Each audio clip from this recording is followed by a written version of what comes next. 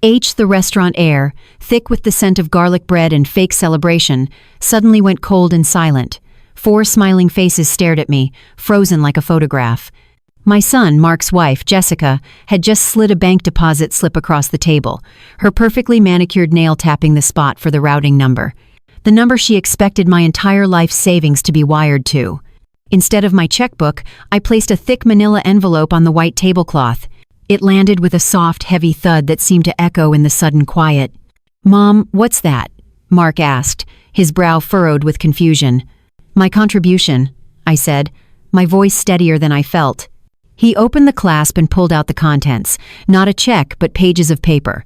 I watched his eyes scan the first page of $4,000 receipt for a spa in Arizona. I saw the exact moment his cheerful expression dissolved into disbelief, then horror. He didn't have to look at the other pages, the luxury car lease agreement, the $20,000 landscaping bill, or the picture I'd taken of his debilitated father-in-law hauling mulch like a teenager. I looked past my son to Jessica, whose face had turned a pale, waxy white. "I believe these are yours," I said, my voice just loud enough for our table to hear. "Make sure you write them off, for the grind." That explosion was just the final crack in a foundation that had been crumbling for years. To understand how we got there, you have to go back 6 months, to a sunny afternoon that felt like any other. That sunny afternoon started like 100 others I'd seen in my 66 years. The air smelled of freshly cut grass and charcoal, and the sound of ice clinking in glasses was a perfect rhythm for a Saturday. My son Mark was manning the grill, flipping burgers with the same focused attention he gives to everything in his life. I watched him and felt a swell of pride that was so big it almost hurt. He was a good man, a paramedic. He spent his days literally saving lives, yet he still made time to come over and mow my lawn without being asked. After 30 years of waking up at 4, 30 inches the morning to drive a school bus, rain or shine, this was my reward. Not just the quiet of retirement, but the peace of seeing my son happy. Or at least I thought he was happy. When he came to sit with me at the patio table, bringing me a hot dog just the way I like it, I saw the little lines of tension around his eyes. They were new. He had my late husband's eyes, kind and honest, and right now they looked tired. "Everything okay, honey?" I asked, keeping my voice light. He gave me a weak smile and took a long drink of his iced tea. "Yeah, Mom, just stuff." Stuff was never just stuff. I'd learned that much. I waited. In the silence, I could hear his wife, Jessica, across the yard, laughing as she took a selfie. "Living my best life, you guys. Number blessed," she said to her phone. I tried not to let the sound grate on me. I really did. Mark sighed, the sound barely audible over the neighborhood buzz. "It's the house, Mom. We're just not getting anywhere with the savings. Every time we get a little ahead, something comes up." I nodded. I understood that. My whole life had been a masterclass in something coming up. That's why I'd been so careful, squirreling away what I could, so Mark wouldn't have to struggle quite as much. "And it's not just us," he continued, staring into his glass. "It's Jessica's parents, her dad, Gary. He had a bad accident at work a few months back, a couple of herniated discs. The guy can barely get out of a chair, and workers' comp is dragging its feet. Jessica's a wreck about it." A little knot of unease tightened in my stomach. I'd only met Gary and Linda a handful of times. They seemed nice enough, if a little flashy for my taste. "I've been helping them out," Mark admitted, finally looking at me. The shame in his eyes was what broke my heart. "Just to cover their groceries, some bills. I couldn't let them fall behind, but it's been wiping out everything we managed to save." I placed my hand on his. It was a strong hand, capable, but right then it felt like the weight of the world was resting on it. He was trying to be a good husband, a good son-in-law, a good man, and he was being stretched thin, pulled in a dozen different directions. All those years, getting up in the pitch black of a winter morning, my feet hitting the cold linoleum floor. I could still feel it. I'd sit at the kitchen table with my old steel thermos, the one I carried for 30 years until the paint was all but gone. Filling it with coffee was a ritual. That thermos saw me through snowstorms that shut down the whole state, through engine troubles on the side of a country road, through thousands of kids with their noise and their energy and their futures. I didn't just drive a bus. I'd carried precious cargo. That thermos was my badge of honor. It represented every single dollar I had ever earned. When I retired, my boss had given me a plaque. and the company had given me a bonus, $15,000. It wasn't a fortune, but to me it was everything. It was 30 years of 4:30 a.m. alarms. It was the promise I made to myself that my son would have an easier start than I did. I had it sitting in a high-yield savings account, untouched. Mi mistake. Looking at Mark's tired face, I knew what I had to do. The decision felt less like a choice and more like a purpose. This was what it was all for. "How much do you need for a down payment?" I asked quietly. He looked startled. "Mom, no, I wasn't asking." "I know you weren't," I said, squeezing his hand. "I'm offering. I have my bonus. All of it. It's yours." The relief that washed over his face was so profound it was like watching the sun come out from behind a cloud. But it was followed just as quickly by a shadow of guilt. "I can't take your retirement money, Mom. That's everything you've worked for." "You are everything I've worked for," I told him, and I'd never meant anything more. "My house is paid off. I have my pension and Social Security. I'm fine. A parent's job is to give their kid a foundation. Let me do this for you. For both of you." He pulled me into a hug, his arms wrapping around me tightly. "Thank you, Mom," he whispered into my hair. "You have no idea what this means." But I did. It meant that the 30 years of cold mornings, of packing that same thermos, of worrying about every penny, had all led to this moment. It was the culmination of my life's work, a gift of love I could finally give. I felt a pure, uncomplicated happiness. Across the lawn, Jessica ended her live stream and walked toward us, a bright, practiced smile on her face. "What are you two whispering about?" she asked, looping her arm through Mark's. "My mom just did the most amazing thing," Mark said, his voice thick with emotion. "She's giving us her retirement bonus for the down payment." Jessica's eyes widened, and the smile that spread across her face was dazzling. She threw her arms around my neck. "Oh, Carol, you're a lifesaver. You have no idea the stress we've been under. This changes everything." Her perfume was expensive and overwhelming. As she held me, I felt a strange, cold feeling creep up my spine. It was a feeling I couldn't name then. A tiny, dissonant note in an otherwise perfect day. I dismissed it as nothing, a flicker of selfishness at letting my nest egg go. But it was there, a warning I didn't know how to hear, a seed of doubt planted in the middle of my sacrifice. That seed of doubt was a stubborn little thing. In the days that followed, I did my best to ignore it. I told myself it was just a natural feeling of letting go, of watching my son build a life that was separate from mine. I busied myself with the small tasks of my new, quiet life. I alphabetized my spice rack. I scrubbed the grout in my bathroom with a toothbrush. I did anything to keep my hands busy and my mind from wandering to that cold feeling I'd gotten when Jessica hugged me. On Tuesday, I went to the bank. The woman who helped me was young enough to be my granddaughter, with kind eyes and a patient smile. I signed the paperwork to authorize the wire transfer of $15,000. My signature, the same one I'd practiced since I was a girl, looked frail on the official-looking document. It felt so final. 30 years of work, of getting up in the dark and driving home in it, all condensed into a few strokes of a pen.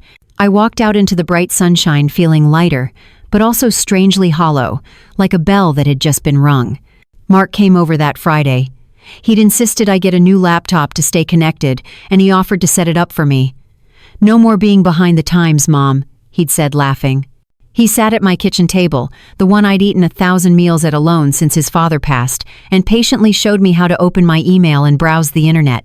He was so happy, his whole demeanor changed from the stressed-out man I'd seen at the BBQ. He was full of plans, showing me listings for little starter homes with big backyards.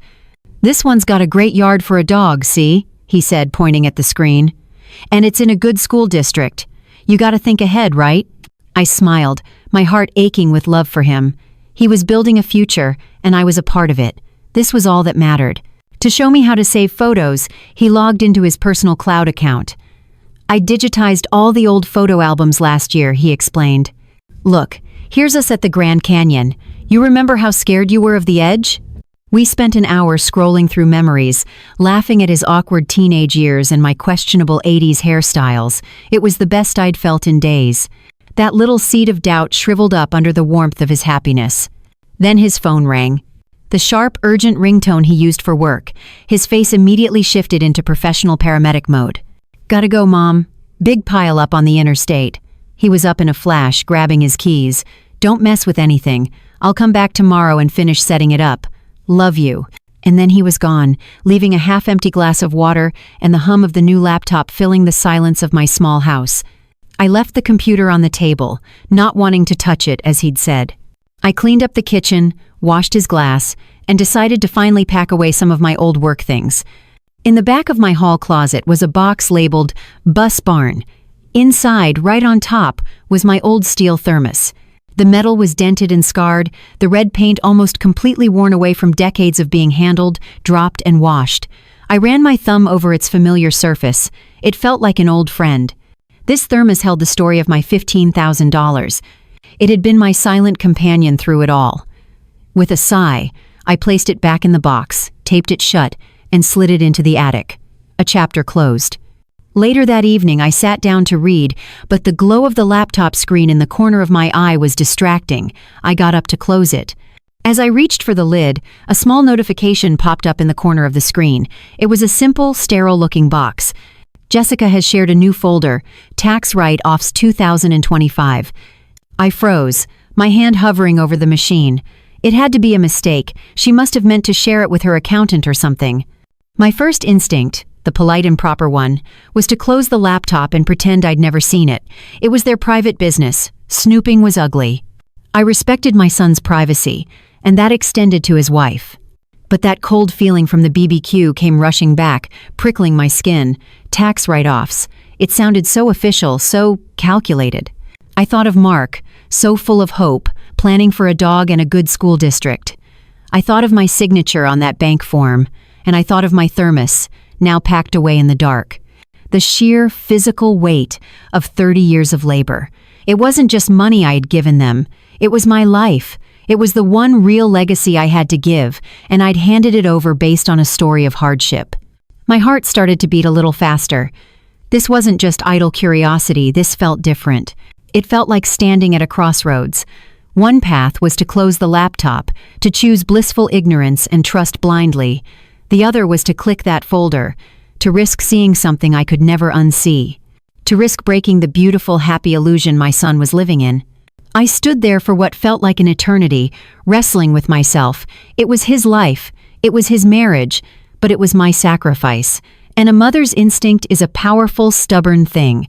It's a quiet alarm that buzzes in your soul when something isn't right with your child. My alarm was buzzing so loudly I could feel it in my teeth. Slowly, deliberately, I pulled the chair out and sat down. My hand was trembling slightly as I moved the mouse. The little arrow hovered over the notification. One click. That's all it would take. One click, and everything might change. I took a deep breath, the clean, lemony scent of my kitchen polish doing nothing to calm the storm in my chest. Then, I clicked. The screen refreshed instantly, and the folder opened to reveal a neat, orderly list of digital files. There must have been 50 of them, each with a precise business-like label. Retreat Sedona, receipt. Meals VC, Q3, Aloe, invoice, October. It didn't look like a mistake, it looked like an archive. My hand, still on the mouse, felt strangely disconnected from my body. I told myself it was probably nothing, maybe expenses for a business Jessica was trying to start, a legitimate side hustle. I clicked on the first file, the one labeled for Sedona. A slick, colorful invoice filled the screen. It was for something called the Luminous Soul Spiritual Awakening Retreat. The letterhead featured a picture of a serene-looking woman meditating on a red rock cliff against a perfect sunset. Below was an itemized list: 4 days of guided meditation, aura cleansing, crystal energy realignment, and plant-based gourmet meals. At the very bottom, in a bold, crisp font, was the total, $4,000. I felt the air leave my lungs in a silent whoosh. $4,000. I did the math in my head automatically, a habit born from a lifetime of budgeting. That was more than I lived on for 4 entire months. I stared at the date on the invoice. It was from 3 weeks ago. I remembered that week perfectly. Mark had called me, his voice low and full of disappointment, to say he and Jessica had to cancel their anniversary dinner plans. "Things are just too tight right now, Mom," he'd said. "We have to be responsible." My breath caught in my throat. The quiet hum of the refrigerator behind me suddenly sounded like a roar. This had to be wrong. A typo. Maybe it was $400? I zoomed in on the number. No. The comma was right where it was supposed to be. $4,000. My heart started a slow, heavy drumbeat against my ribs. I felt a tremor in my hands and gripped the edge of the kitchen table to steady them. One by one, I began to click through the other files. It was like watching a car crash in slow motion. I couldn't look away. Meals Fee Q3. An invoice for a gourmet meal delivery service. Pre-made, organic, gluten-free, delivered 3 times a week. The cost was $500 a week. $2,000 a month. More than my old mortgage payment. I thought of my own grocery list, the careful calculations I made in the aisles of the store, choosing the generic brand of canned beans to save 30 cents. Allô? Invoice? Octu. A receipt for what they called athleisure wear. I didn't even know what that was. I just saw the numbers. $150 for a pair of yoga pants, $90 for a sports bra. The total was over $800, spent on an average Tuesday. The same Tuesday, Mark had worked a 16-hour double shift because, as he'd told me, they really needed the overtime. I felt sick. A wave of nausea washed over me, hot and bitter. I pushed my chair back and stood up, walking on unsteady legs to the sink. I splashed cold water on my face, staring at my reflection in the dark kitchen window. I saw a 66-year-old woman with tired eyes and a fool for a heart. A sucker. She'd told Mark they were broke. They had cried poverty. They had taken my son's overtime pay, his hope, and they were planning to take my life savings. And for what? For crystal energy realignment and $500 a week salads. The disrespect of it was a physical thing, a punch to the gut. It wasn't just the money, it was the lie. It was the performance. It was the knowledge that while I was carefully counting my dollars, feeling proud to help them, they were living a life I couldn't even imagine, laughing at us, laughing at my son's goodness, laughing at my sacrifice. I went back to the laptop, my shock hardening into something else, something cold and sharp.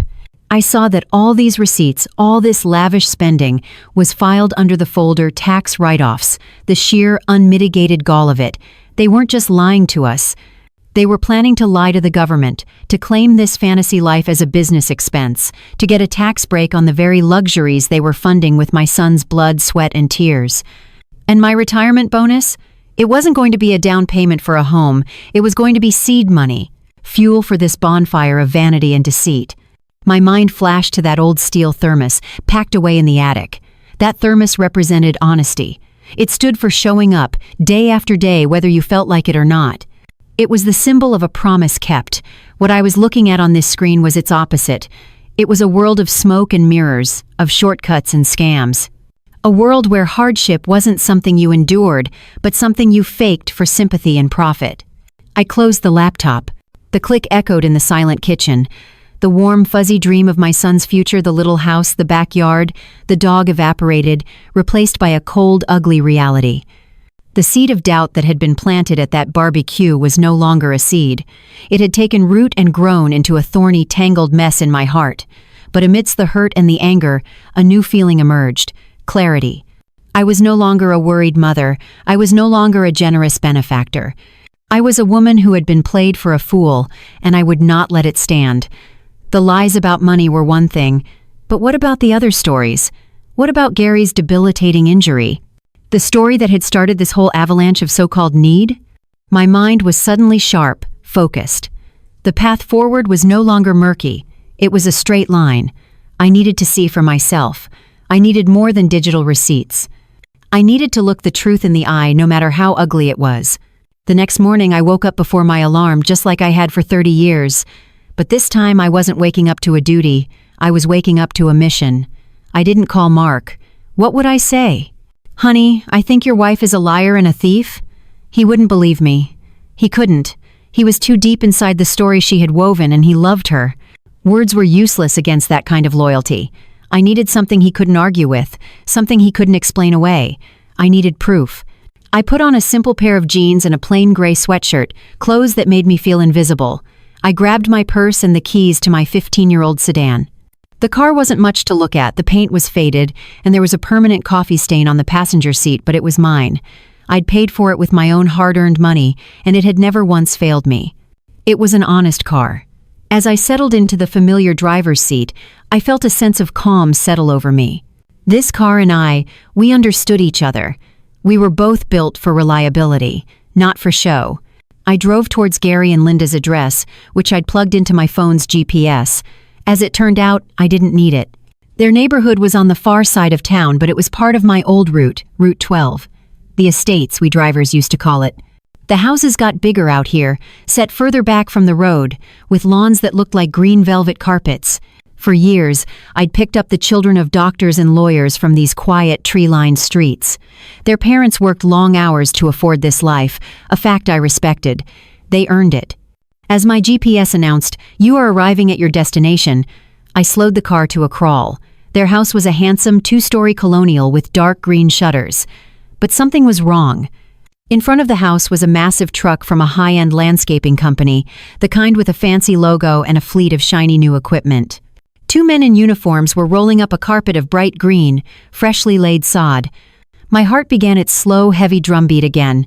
People who were struggling to pay for groceries did not get their lawns professionally resodded. I drove past the house and parked a block down, tucking my car behind a large oak tree. It was a perfect vantage point. I could see their driveway and front yard clearly, but I was just another anonymous car on a quiet suburban street. The position felt strangely familiar. It was the same way I used to watch a bus stop if I heard there was a bully picking on the younger kids. You don't rush in. You sit back. You watch. You learn. You gather the facts before you act. It was a skill I'd perfected over thousands of days, and it was all coming back to me now.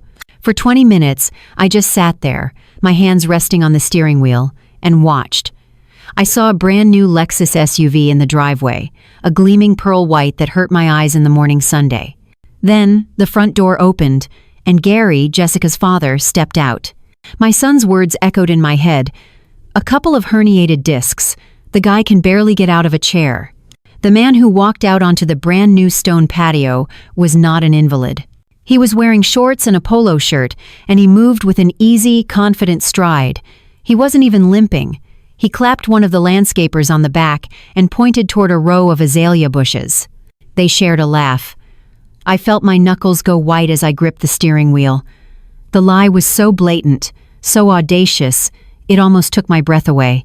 And then I saw it, the moment that burned away any last shred of doubt I might have had. Gary walked over to a pallet of mulch near the driveway.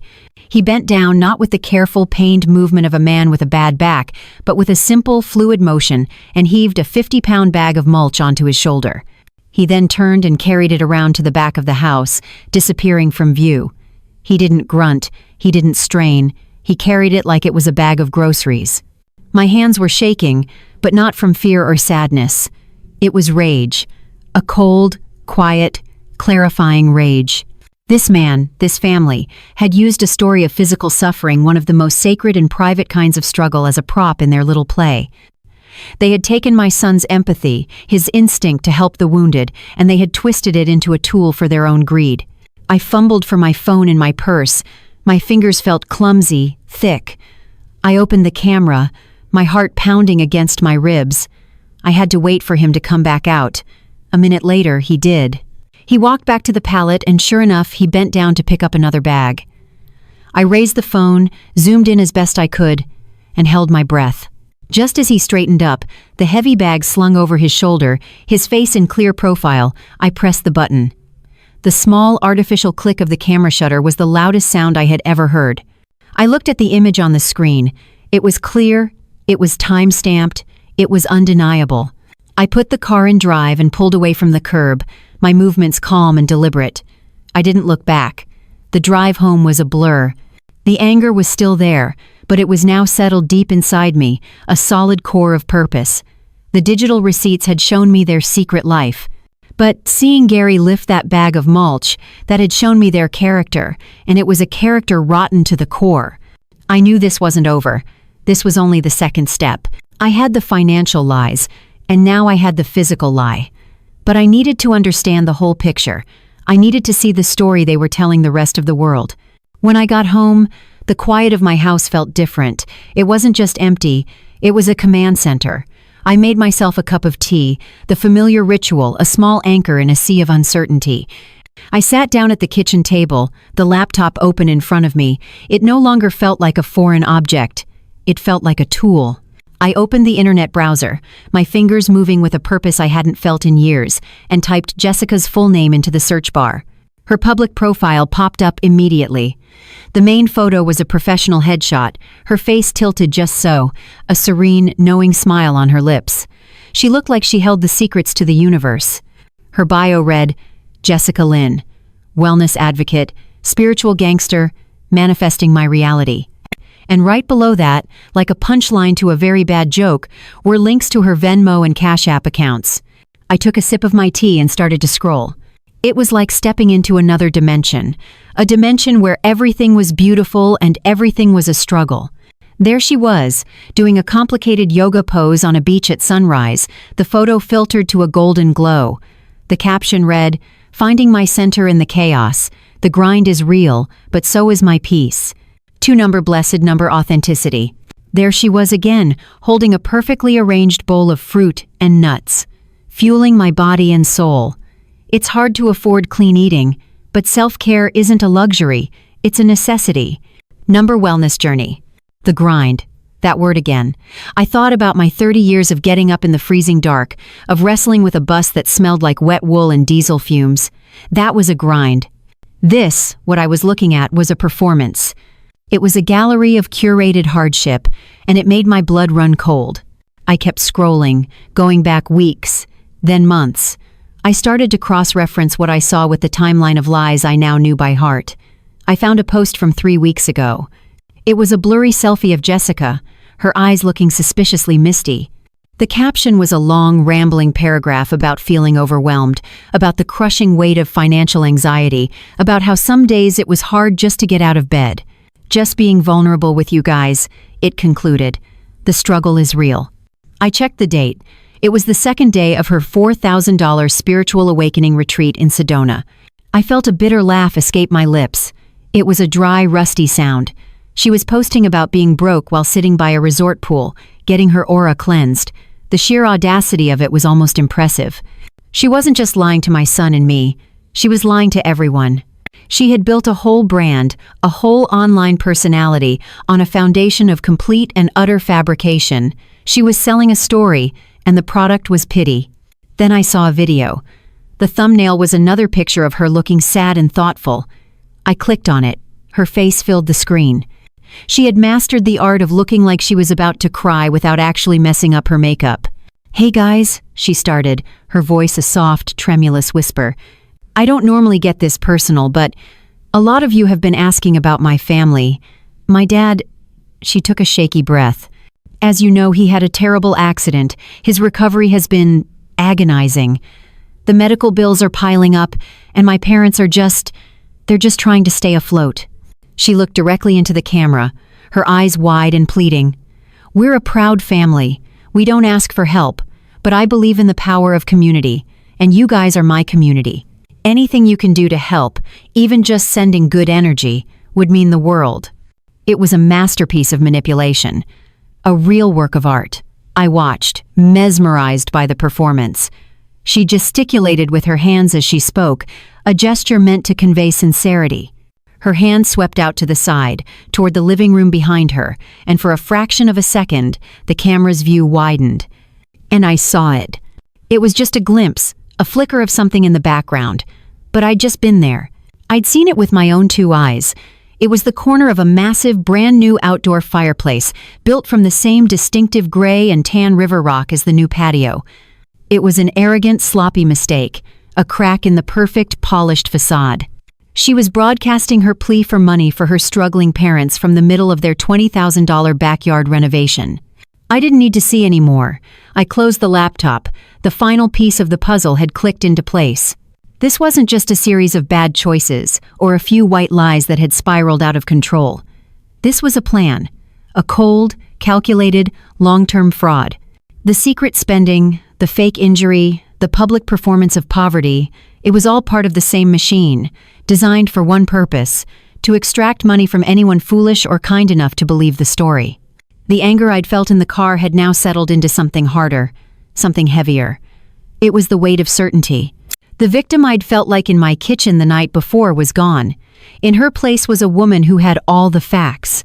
A woman who had been a quiet observer her whole life and who finally understood the full scope of what she was up against. The game was bigger than I thought, and my next move had to be perfect. For 2 days, I did nothing. I let the evidence I'd gathered sit. The neat stack of printed receipts on my desk felt like a coiled snake, waiting. The photo of Gary hoisting the mulch bag was the new background on my phone, a constant, grim reminder. I existed in a state of strange, suspended calm. The shock and rage had burned away, leaving behind a cold, hard clarity. I knew the truth. Now, I was just waiting for the lie to make its final move. I didn't have to wait long. My phone rang on Sunday afternoon. It was Mark. I answered on the second ring, my voice practiced and even. "Hi, honey." "Mom!" His voice was electric, buzzing with an energy I hadn't heard in years. He sounded like a kid on Christmas morning. "Mom, you are not going to believe this. It's a miracle, a literal miracle." I sat down at my kitchen table, my back straight. "What is, Mark?" "Jessica's parents, the insurance settlement for her dad's injury, it came through. The check cleared this morning. They were so worried it would take months, but their lawyer pushed it through." I closed my eyes. The lie was so smooth, so polished. An insurance settlement. Of course, it was the perfect, unimpeachable source of sudden cash. Who would ever question an insurance settlement?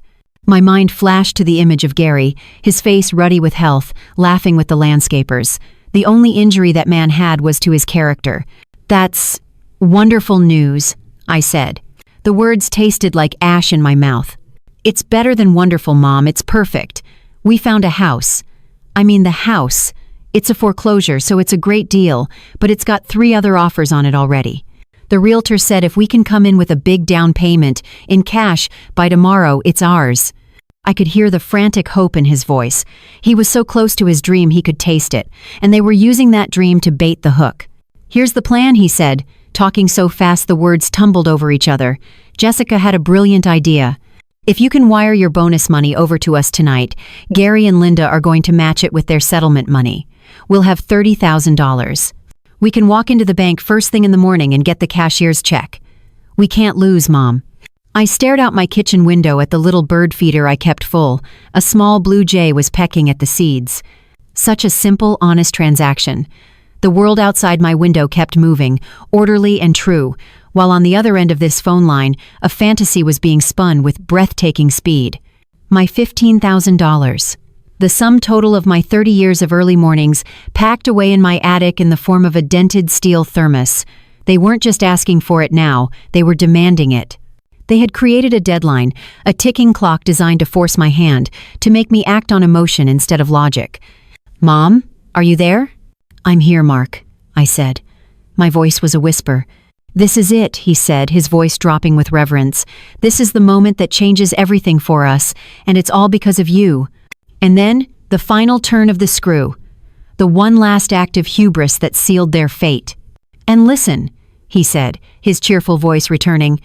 "To celebrate Jessica and her parents, they want to take you out to dinner tonight, to a really nice Italian place downtown. They want to thank you, Mom, properly, for saving our family." I almost laughed. The sheer blinding arrogance of it. They were so confident in their con, so sure of my gullibility, that they wanted to sit across a table from me and toast to my own fleecing. They wanted to watch me smile and thank them for the honor of handing over my life's work to fund their lies. They weren't just setting a trap for my money. They were handing me a stage, the perfect public stage for the truth to finally make its entrance. In that moment, the path forward became a straight, brightly lit line. My coiled-up anger found its purpose. I wasn't going to be a victim in their story anymore. I was going to be the author of its final chapter. "Mark," I said, and my own voice surprised me. It was clear and calm, without a single tremor. "That sounds absolutely lovely. I'd be honored." "Great," he said, the relief in his voice palpable. "I'll pick you up at 7. "I'll be ready," I told him. "And Mark, tell them I'm so happy I can help. Tell them this is what family is for." I hung up the phone and placed it gently on the table. The silence of my house rushed in, but it was a different kind of silence now. It wasn't lonely, it was focused. The final straw hadn't broken me. It had forged me into something new, something solid, something sharp. I stood up and walked to my desk. I took out a large manila envelope. One by one, I began to gather my evidence, the printed receipts, the invoice for the landscaping, and on top, my prized possession, the clear, damning, time-stamped photo of a perfectly healthy man, smiling in the sun, with a 50-pound lie slung over his shoulder. I slid the papers into the envelope and closed the clasp. I was ready for dinner.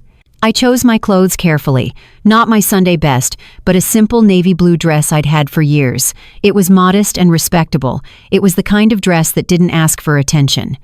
Tonight, my clothes would be my camouflage. My real armor was the calm resolve that had settled over me like a weighted blanket. I placed the manila envelope into my purse, its sharp corners pressing against the soft leather lining. It felt heavier than it should, weighted with the truth. Mark was practically vibrating with excitement when he picked me up. The whole drive downtown, he talked nonstop about the house, the neighborhood, the future.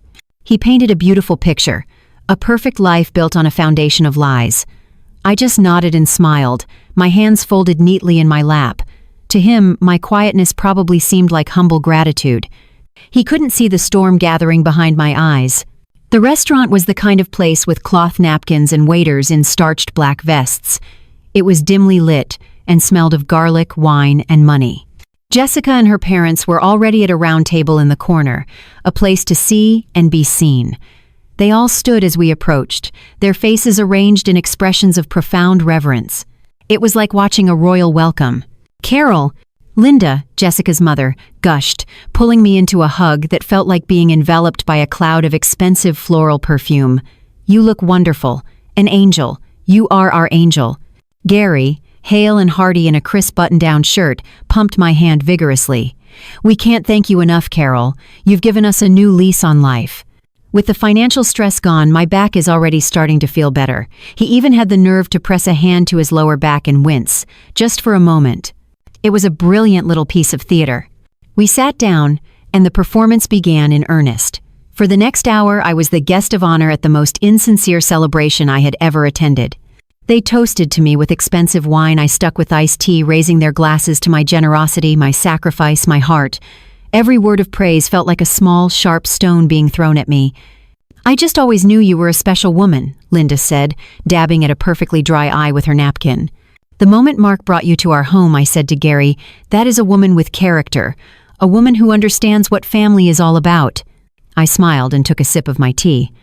The ice cube clinked against the glass. It was the only honest sound at the table. In my mind, I saw the receipts for her weekly salon appointments and monthly Botox injections. Character, I thought, is an expensive thing to maintain. Jessica held court, of course. She placed her hand on my arm, her touch light and proprietary, as if I were a prize she had won. "I want to be just like you when I grow up, Carol," she said, her voice dripping with sincerity. "To be able to provide that kind of security for my family, it's the ultimate number girl boss move." I looked at her, at the flawless makeup and the trendy, expensive blouse. I thought of her tearful video, the plea for money from her community. I thought of my own life, of the real security I'd built, not with hashtags and selfies, but with calloused hands and 30 years of unwavering responsibility. The urge to say something, to shatter the whole illusion right then and there, was immense. But I held my tongue. The timing wasn't right. Not yet. The food came, and it was delicious, but every bite tasted of hypocrisy. They kept the conversation light, talking about paint colors for the new house, whether to put in a garden, how wonderful the holidays would be now that they had a real family home to look forward to. And it was all thanks to me. I was the silent, smiling benefactor, the kindly old woman who was making their dreams come true. They had cast me in a role, and for now, I was playing my part. I let them build the stage, brick by brick. The higher they built it, the harder they would fall. Finally, the plates were cleared and dessert was declined. The waiter brought the check, and Gary snatched it with a dramatic flair, waving away any protest from Mark. "My treat," he said with a magnanimous smile. "It's the least I can do for my hero." This was it, the grand finale, the moment the transaction would be made complete. Jessica gave me a warm, conspiratorial smile. She reached into her stylish little purse and pulled out a neatly folded piece of paper. It was a bank deposit slip, She slid it across the crisp white tablecloth, her manicured nail tapping the empty line next to the account number. "We figured this would be the easiest way," she said softly, as if sharing a secret. "You can just have your bank wire it directly here. The funds should be available by morning." I didn't look at it. I let the slip of paper sit there, a testament to their breathtaking confidence. My eyes met hers. Her smile was perfect, unwavering. She had no idea she was a mouse, happily nibbling the cheese, completely unaware of the trap about to spring shut. I took one last, slow sip of my iced tea, letting the silence stretch. Then, I reached into my own purse. My fingers closed around the familiar, sharp-cornered manila envelope. The air at the table shifted. The festive mood didn't just fade, it evaporated. It was suddenly replaced by a sharp, unspoken tension. I pulled the envelope out and placed it on the table, right next to her deposit slip. It landed with a soft, final thud. The sound, as quiet as it was, seemed to suck all the air out of the room. The cheerful chatter, the clinking of distant plates, the soft Italian music, it all vanished. There was only our table, bathed in the warm, dim light, and the thick manila envelope sitting right next to Jessica's pristine deposit slip. 4 pairs of eyes were locked on it. Jessica's confident smile faltered, replaced by a flicker of confusion. Linda's hand, which had been reaching for her wine glass, froze in midair. Gary's jovial, ruddy face seemed to pale slightly. They were staring at the envelope as if it were a live grenade. Only my son, Mark, looked at me. His face was a mask of pure, innocent confusion. "Mom, what's that?" he asked, his voice breaking the tense silence. I met his gaze. I had to force myself not to look away, not to soften. This was going to hurt him more than anyone, and the thought of it was a physical pain in my own chest. But a surgeon's cut has to be clean. "My contribution," I said. My voice was calm and even. Still looking at me, searching my face for an explanation, he reached out and took the envelope. His fingers fumbled with the metal clasp. He pulled out the stack of papers I had so carefully assembled. He looked at the first page. I knew which one it was, the $4,000 invoice for the Luminous Soul Retreat. I watched the journey of the truth travel across my son's face. It was a slow, agonizing wave of transformation. First, there was simple incomprehension. His brow furrowed as he tried to understand what he was looking at. Then came a flicker of disbelief as he read the itemized list of services, aura cleansings, and crystal healings. His eyes darted to the date, and a muscle in his jaw twitched. That's when I knew he'd made the connection. The anniversary dinner they had canceled because things were too tight. His hands began to tremble almost imperceptibly as he shuffled to the next page. The $2,000 a month meal delivery service. The next, $800 for yoga clothes. Page after page of a life he knew nothing about, a life lived in secret, funded by his own sweat. His breathing grew shallow, the color drained from his face. He got to the invoice for the landscaping, the $20,000 total circled in red ink by my own pen. And then, finally, he reached the last page, the photograph. He stared at the picture of his father-in-law, a man he believed to be crippled with pain, a man he had sent his own hard-earned money to support. He saw Gary healthy and smiling in the sun, hoisting that 50-pound bag of mulch without a care in the world. The sound that escaped Mark's lips was small and broken, a gasp. The whole process took maybe 30 seconds, but it felt like a lifetime. In that half-minute, I watched my son's world shatter. I watched the woman he loved and the family he had embraced transform from victims into predators right before his eyes. While he was still reeling, his eyes locked on that photograph, I turned my head slowly and looked at Jessica. Her face was no longer pale. It was flushed with a furious, panicked red. Her serene mask was gone, and for the first time I saw the raw, ugly thing that lived underneath. My voice when I spoke was not loud. It was quiet. It was measured. And it was final. "I believe these are yours," I said, nodding toward the papers in my son's trembling hands. "Make sure you write them off. For the grind." For a full 5 seconds, there was absolute silence. Then the dam broke. "What is this?" Jessica hissed, her voice a venomous whisper. "What did you do? Did you go through my things?" "Now, hold on a minute," Gary blustered, his voice a little too loud. He was trying to reclaim his authority, but his eyes were darting around nervously. "There's a perfectly simple explanation for all of this. It's a misunderstanding, Carol," Linda chimed in, her voice trembling with fake sincerity. Those are business expenses. Jessica's work is very complicated. You wouldn't understand. Their words tumbled out, a frantic, overlapping cascade of denials and accusations. They were throwing spaghetti at the wall, hoping something would stick. But I wasn't listening to them. I was watching my son. He slowly raised his head, tearing his eyes away from the photo. He looked at his wife, at the woman he had loved and trusted, the woman he was about to buy a house with. He looked at her parents, the people he had worried about and sacrificed for. He saw them for what they were. The truth was there, in black and white, laid bare on a white tablecloth in the middle of a fancy restaurant, and there was no escaping it. Mark didn't get angry. He didn't raise his voice. He did something much worse. With a hand that was perfectly steady, he took the photograph of Gary and placed it gently on top of the pile of receipts, as if it were the final piece of evidence in a long trial. Then he raised his head and looked at his wife.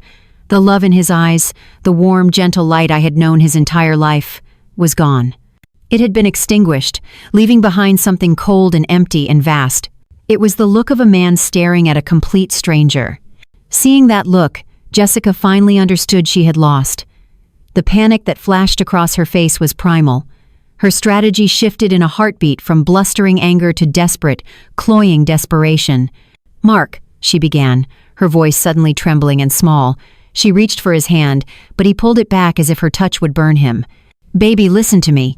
It's not what it looks like. It's complicated. We can explain everything. Your mom, she doesn't understand the pressures we're under." "She's right, son," Gary chimed in, trying to take on the voice of a reasonable father figure. It was a pathetic attempt. "It's just optics. We had to move some money around. It's all just business." "We did it for you, Mark," Linda added, her voice rising with a hysterical edge. "For the family, to secure your future." Their excuses were a frantic flurry of nonsense, a cloud of ink squirted by cornered squid. They were hoping to confuse the issue, to muddy the waters, to make the clear, hard truth seem complicated. But Mark wasn't looking at them. He was still looking at Jessica. When he finally spoke, his voice was hollowed out, devoid of all emotion. It was the calmest, cruelest sound I had ever heard. "My mother," he said slowly, each word a perfectly formed stone dropped into a deep well, "drove a school bus for 30 years for that money." That one sentence did what no amount of shouting could have. It hung in the air, an indictment of everything they were. It was a statement of fact that carried the weight of a lifetime of honest labor, and it crushed their pathetic, tangled web of lies into dust. Then he pushed his chair back. The legs scraped against the tiled floor, a raw, ugly sound that made people at other tables flinch and stare. He stood up, took his cloth napkin from his lap, and dropped it onto his half-eaten plate. He didn't look at Jessica. He didn't look at her parents. He didn't even look at me. He just turned and walked away, his back straight, moving through the maze of tables and out the heavy glass doors of the restaurant into the night. "Mark!" Jessica shrieked, her voice cracking. She made a move to get up, to run after him, but her mother's hand shot out and grabbed her wrist, a silent, urgent command to stay put. And then there were three: Jessica, Gary, and Linda. They sat frozen at the table, the festive remains of their celebratory dinner surrounding them like wreckage. Their faces, which had been so full of triumphant greed just minutes before, were now slack with shock and ugly with defeat. The silence they left in their wake was deafening. I could feel the eyes of the other diners on us, their curiosity turning to pity and second-hand embarrassment. The waiter hovered near a service station, pretending to polish a glass, his whole body tense with a desire not to get involved. I looked at them one by one. I saw three small, greedy people, dwarfed by the enormity of their own deceit. They had nothing left. No clever words, no convincing performance. The masks were gone, and there was nothing underneath. Slowly, I stood up. Jessica's head snapped toward me, her eyes full of a venomous hatred. "You," she spat, her voice low and trembling. "You did this. You couldn't stand to see him happy. You ruined my life." I didn't answer her. There was nothing left to say. I had already spoken my piece with a stack of paper in a manila envelope.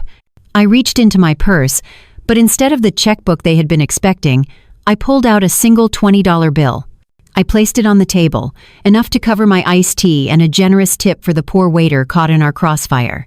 Then, I turned and walked away. I didn't rush. I walked with the steady, unhurried pace of a woman who had carried a heavy burden and had finally set it down. I walked past the staring faces and the whispers, through the heavy glass doors, and out into the cool, clean air of the October night. The noise and the lies and the smell of expensive perfume were all behind me now. All that mattered was finding my son. I found his truck parked 2 blocks away from the restaurant, tucked under the lonely, buzzing glow of a streetlight.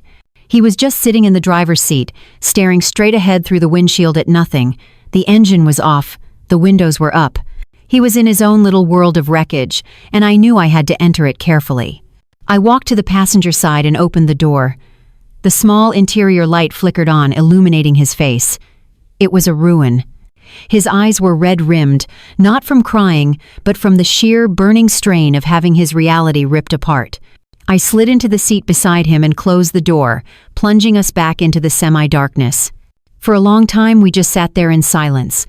I didn't offer empty platitudes. I didn't say I'm sorry, or it's going to be okay.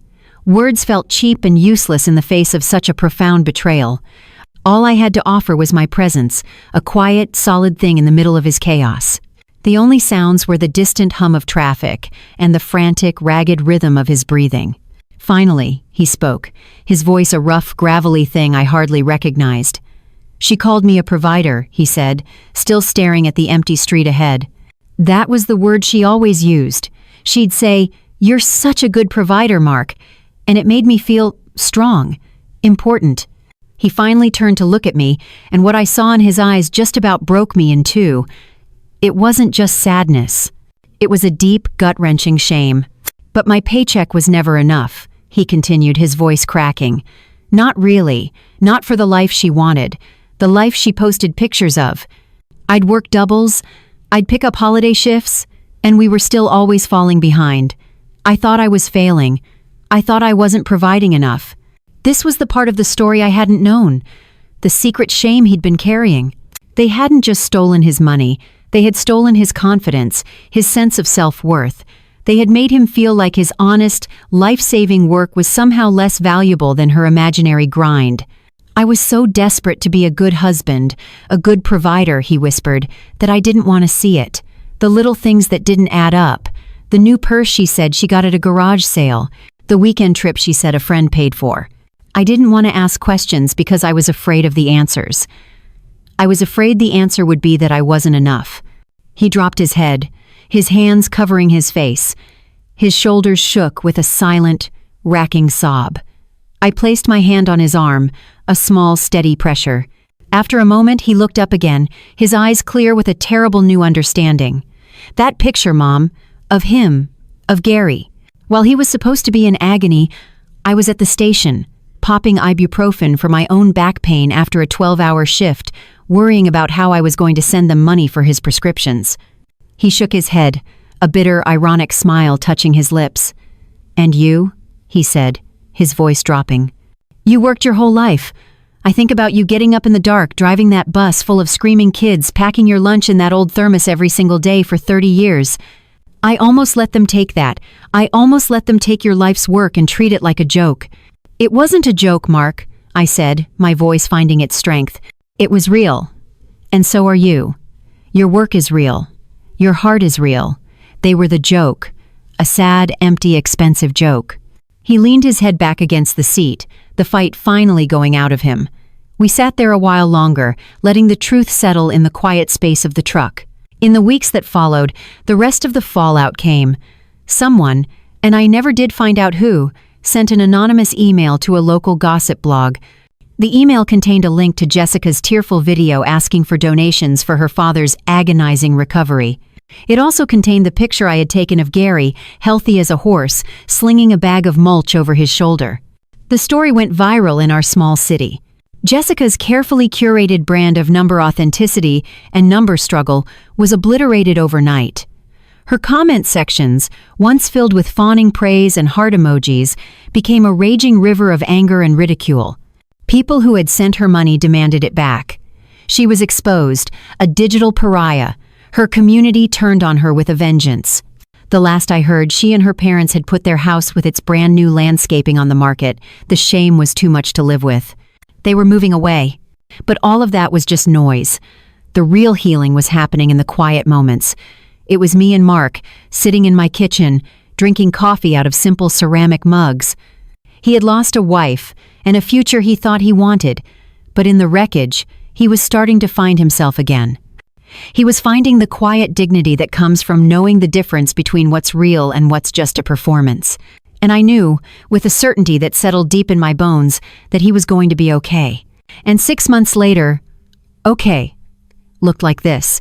Me, in an old t-shirt, splattered with beige paint, laughing as my son carefully taped the edges of a window frame. We were in his new apartment. It wasn't much a one-bedroom rental over a quiet hardware store, but the afternoon sun streamed through the big windows, illuminating the dust motes dancing in the air. The whole place smelled of fresh paint and new beginnings. After the dust from his divorce had settled, Mark had found this place. He'd insisted on moving in with nothing but his clothes and his books, leaving behind the ghost of a life that was never really his. He was starting over from scratch, and I had never been prouder of him. "You know," he said, pressing down a final piece of tape, "I opened a new savings account last week." "Oh yeah?" I asked, rolling a fresh coat of paint onto the wall. "Yeah, I have a little bit automatically taken out of my paycheck every Friday. It's not much, but it's a start." He looked at the clean, empty room, a small, genuine smile on his face. "I think I'll have enough for a down payment in about, 10 or 12 years. We both laughed. It was an easy, honest sound. The frantic desperation to get a house, to build a life on a deadline, was gone. It had been replaced by a patient, steady sense of purpose. He was building his future the right way now, one honest paycheck at a time. "I learned something, Mom," he said, his voice quieter now. "It's one thing to be generous. It's another to let your generosity make you blind. I know the difference now, between helping someone who's fallen and carrying someone who refuses to walk." He walked over to a cardboard box in the corner, the last of his things he'd brought over from my house. "I found something in the attic," he said. "I wanted to keep it here, if that's all right." He reached into the box and pulled out my old steel thermos, the one I had packed away. It looked small and ancient in his strong hands, its metal body dented and scarred from a lifetime of service. He carried it over to the small, non-working fireplace that was the centerpiece of the little living room. He placed it carefully on the mantel, right in the center, positioning it like a priceless piece of art. "A reminder," he said, stepping back to look at it, "of what a real grind actually looks like." I felt tears well up in my eyes, hot and sudden. All those years, all those cold, dark mornings, they were all there, in that simple, dented object. It wasn't a symbol of a hard life anymore. It was a trophy. A testament to a life lived with quiet dignity and unwavering integrity. Seeing it there, in the heart of my son's new beginning, I knew that the $15,000 I almost lost was nothing compared to what we had gained. We had bought his freedom.